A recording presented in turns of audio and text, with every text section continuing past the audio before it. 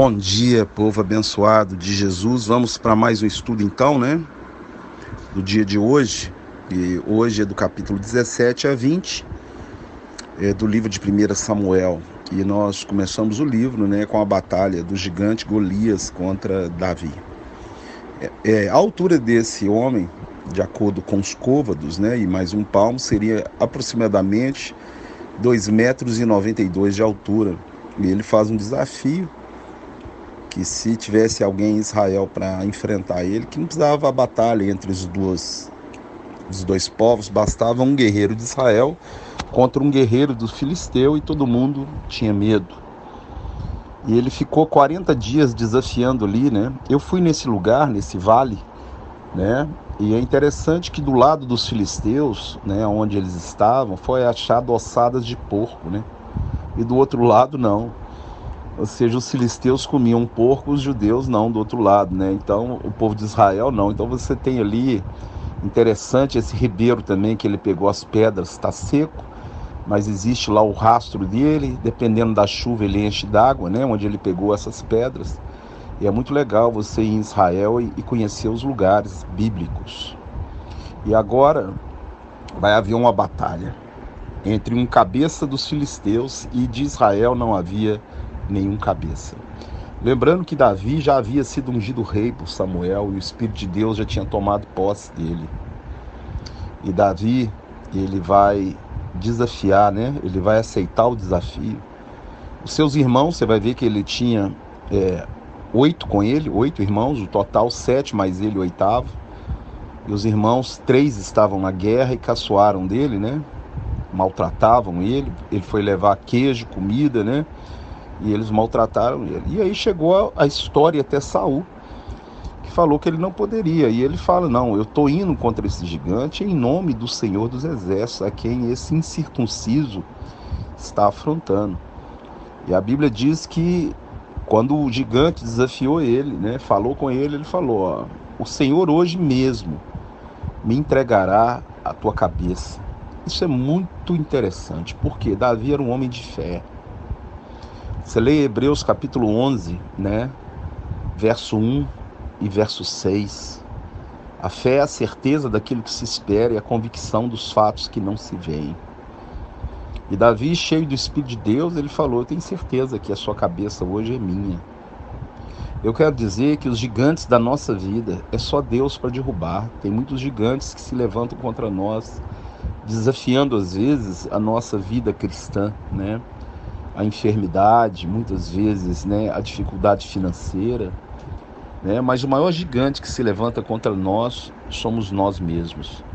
O nosso eu, a nossa soberba, a nossa arrogância. E esse gigante, ele tem que ser derrubado todos os dias, Paulo fala que a carne milita contra o espírito, e o lugar da nossa carne é na cruz. Para vencer, eu não preciso de nenhuma arma da minha milícia, ou seja, dessa terra. Eu tenho que usar as armas sobrenaturais de Deus, Para vencer, ficar cheio do Espírito e ouvir a voz do nosso general. E o nosso general é Cristo. E Davi vai derrubar aquele gigante. Você vai ver que a pedra não mata ele, não. O que mata ele é Davi pega a espada dele e corta a cabeça dele. Davi não tinha nenhuma espada. E ele mostra aquela cabeça, Ele sai, entrega aquela cabeça, e o povo de Israel começa a perseguir os filisteus e eles fogem, E o povo de Israel vai atrás e mata e destrói os filisteus. E agora começa a outra parte interessante, 1 Samuel 18:10. Se você leu o estudo passado, se você escutou e leu, você sabe que o Espírito de Deus havia se retirado de Saul. E um espírito maligno o atormentava, e Davi tocava a harpa, E o interessante é que agora esse espírito vai possuir ele. Está escrito assim: no dia seguinte, 1 Samuel 18:10, um espírito maligno da parte de Deus, Você sabe que Deus, ele é o Senhor do universo. Jesus Cristo manda em tudo. Então, da parte de Deus, um espírito maligno entrou nele. É interessante o apóstolo Paulo, no livro de Efésios, quando ele fala: irai-vos e não pequeis. Não põe o sol sobre a vossa ira, e nem deis lugar ao diabo. Tá vendo? Se eu fico irado. A Bíblia diz que vira pecado se eu dormir irado. Se eu irar e pedir perdão, acabou o pecado. E é interessante, né? Porque no dia seguinte, ó, resumindo, se eu fiz alguma coisa hoje, o ideal é pedir perdão hoje, é resolver hoje. Não deixa para amanhã, porque amanhã você pode dar lugar ao diabo. Eu fico vendo onde o apóstolo Paulo tira essas passagens. Possivelmente é do que você está lendo aí. Ó, Efésios capítulo 4, você lê lá, está escrito lá. Pode ler o capítulo inteiro. Fala assim: irai-vos e não pequeis, não ponha o sol sobre a vossa ira. Você está vendo aí que no dia seguinte, um espírito maligno da parte de Deus. O diabo, para encostar em você, tem que ter a permissão, mas se você der a legalidade, Deus vai permitir, igual no caso de Saul. Outra coisa interessante que você vai ver mais na frente, você lendo os capítulos, que Saul ele vai perseguir Davi com vontade de matar, né, de destruir, porque ele sabia que Davi, né, quando Davi veio da guerra, as mulheres estavam elogiando Davi, falando que Saul matou milhares e Davi os 10 milhares. E como ele já estava com o espírito maligno, o espírito atiçou ele, né? E criou esse ódio, começou a virar um ódio. Eu quero dizer para você que diabo come. É interessante, né? O que é isso? Diabo come? Come o quê? Lá em Gênesis, Deus falou para a serpente que ela rastejaria sobre o ventre, né? E comeria pó. Pó é comida da serpente. E o que é pó? É a minha carnalidade. A sua carnalidade, nós somos pó. O diabo come ódio, amargura, ira, rancor, falta de perdão. Isso é comida de diabo, de demônio, de serpente. E aí, ó, Saul começou a alimentar a serpente que estava dentro dele, nele, e começou a ter um ódio mortal de Davi, desejo de matar ele. E ele vai, para não matar o ungido de Deus, o que ele faz? Eu vou colocar ele na guerra direto, porque uma hora ele morre, e não morria. Porque Deus sempre dava vitória para ele. E Saul faz um desafio, né? Se Davi quisesse casar com a filha dele, teria que trazer 100 prepúcios de filisteu, e Davi traz 200, o dobro do que ele pediu. E o ódio dele aumenta muito mais. Ele dá a filha para Davi casar, Mical. Primeiro ele oferece a primeira e não cumpre. Depois ele dá Mical para que Davi case com ela. E quando ele está em casa, Davi, ele manda gente para ir prender Davi porque ele quer matar Davi. E a Bíblia fala que Mical pegou o Terafim. Terafim é ídolo do lar.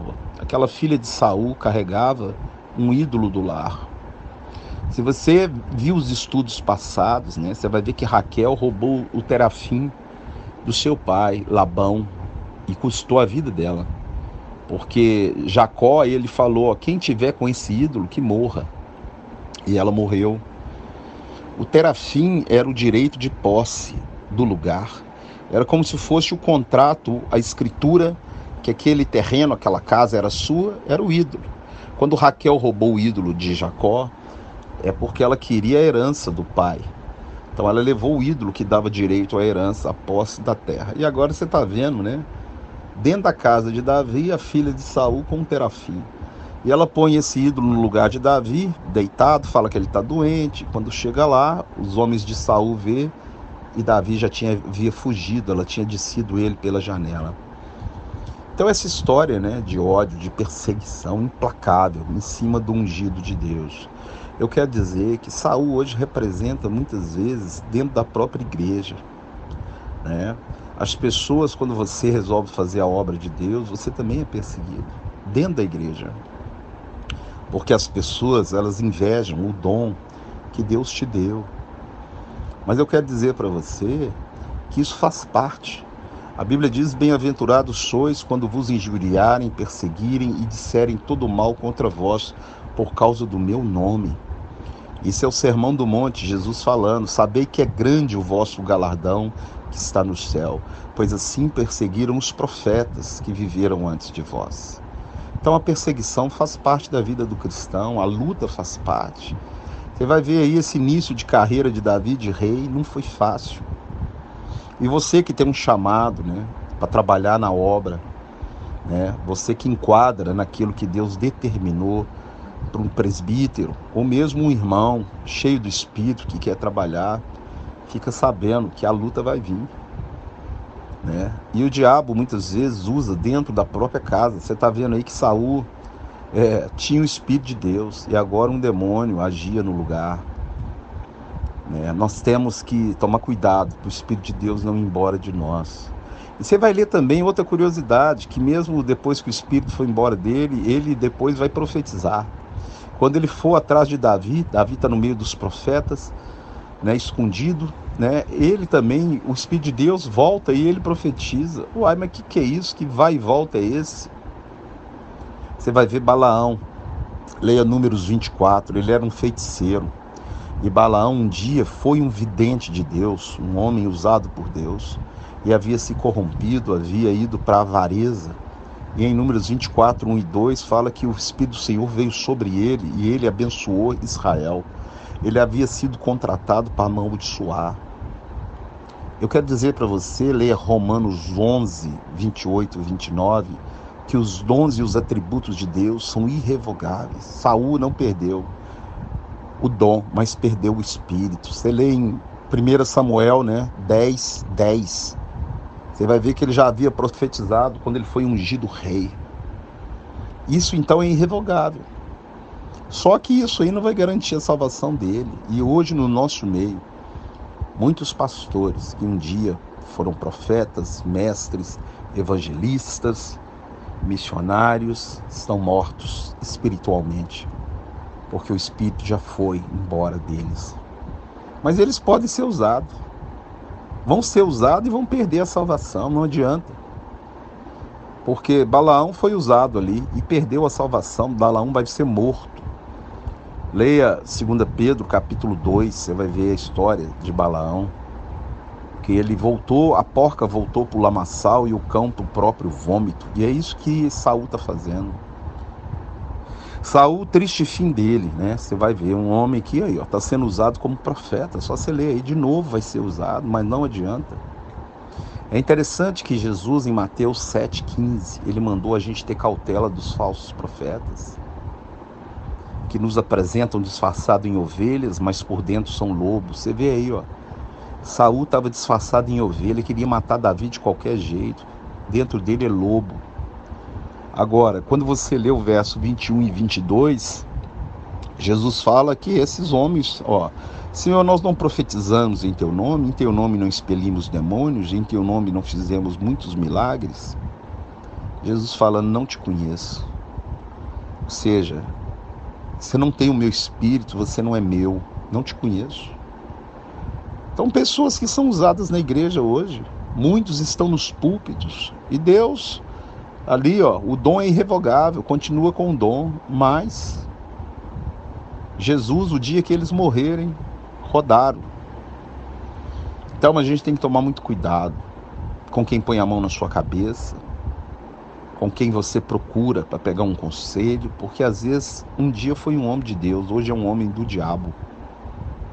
Aquele que tinha uma linha correta na Bíblia, hoje está completamente desviado pela avareza, desviado pela manipulação da palavra para massagear o seu ego.